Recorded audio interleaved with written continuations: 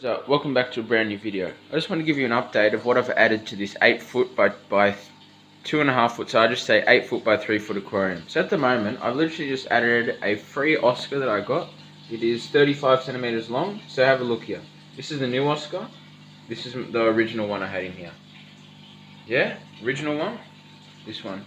I'm very happy with the colors on this one. I'm quite happy with that. Like, look at that. Look at the colors on that one compared to the new one. Or this one's probably older. It was 35 centimeters. The lady I picked it up off, she had it in like a 3 foot tank.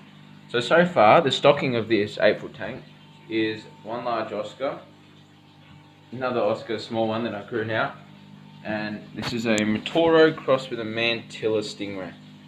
It's a hybrid, as you know, hybrids are easier to keep. The tank is quite clear, most likely just because of the lighting.